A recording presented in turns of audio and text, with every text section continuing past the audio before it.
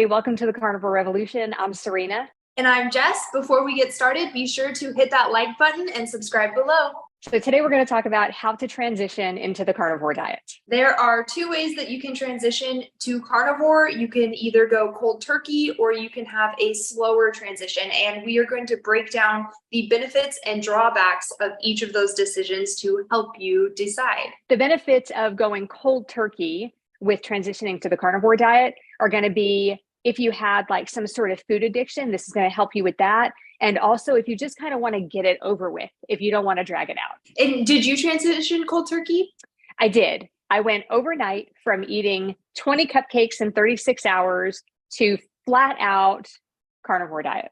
Some of the downsides, though, of transitioning cold turkey are getting what is known as the keto flu and having some diarrhea, fatigue, headaches while your body is transitioning from burning carbs to burning fat. So just be aware that that is very common and highly likely that you will have a couple weeks of just feeling like absolute poop when you're transitioning to the carnivore diet. And the other downside is if you are transitioning so quickly, you might relapse and have some cheat meals from just cutting all of those sweets and things out of your diet so quickly. So just be aware of that and don't be too hard on yourself.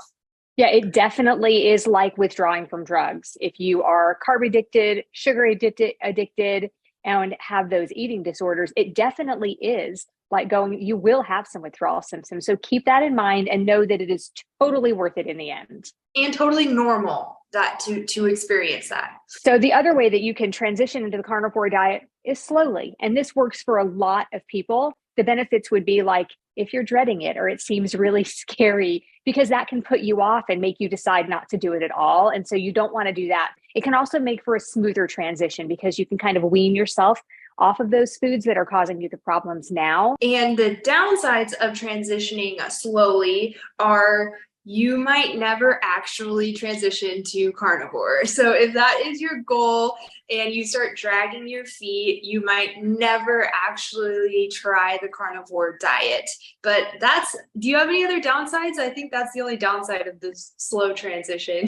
No, not necessarily, but I did want to mention the abstainer versus moderator thing. So an abstainer is somebody who has to cut out all foods or all practices or all habits that they have because they can't moderate things. And that's where I was with food. I couldn't moderate things like sweets or carbs of any kind, even vegetables. Sometimes I would binge on vegetables.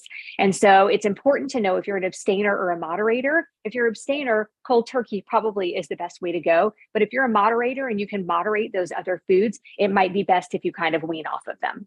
Let us know in the comments below, based on what we just talked about, if you think you would be a abstainer or moderator, and if you would need to transition cold turkey or go more slowly.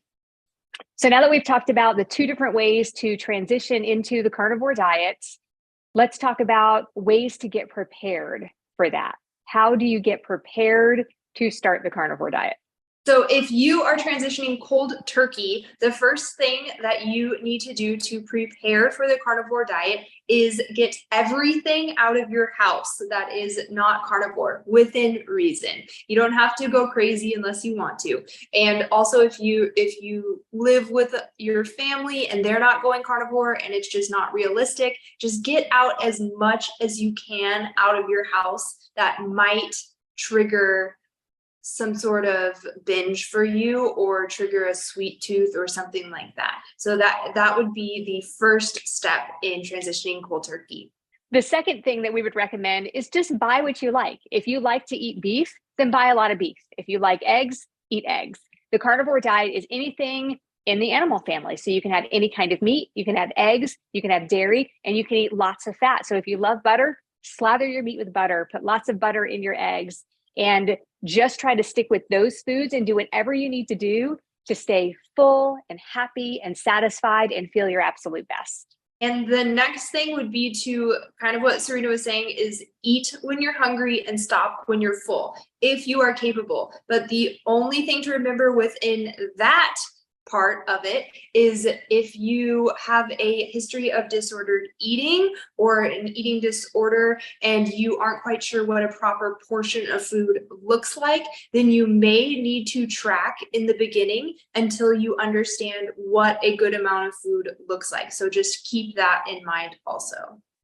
And then ask questions and do research. It's really important that you know why you're doing it and that you feel safe once you start the carnivore diet, because it can be a little bit scary. It seems really odd that we could just eat these animal products and thrive like so many of us are doing. So make sure you're prepared mentally, know your why. That's going to really set you up for success. And the final, most important part to remember before you start is to be patient, because this way of eating is all about healing and letting your body heal, and that's going to take time. It's not only about the number on the scale, which I know is an important part too, but don't get so consumed with that number that you disregard all of the healing that your body still needs to do. Because think about it, it took this long to get you to this point, so it's going to take longer than a month to get you healed. Now, if you decide that you want to transition to carnivore more slowly, the first thing that you need to do to prepare is to remove seed oils and processed foods out of your diet and focus on eating real whole foods. And for a lot of people, that's going to make a huge difference right there.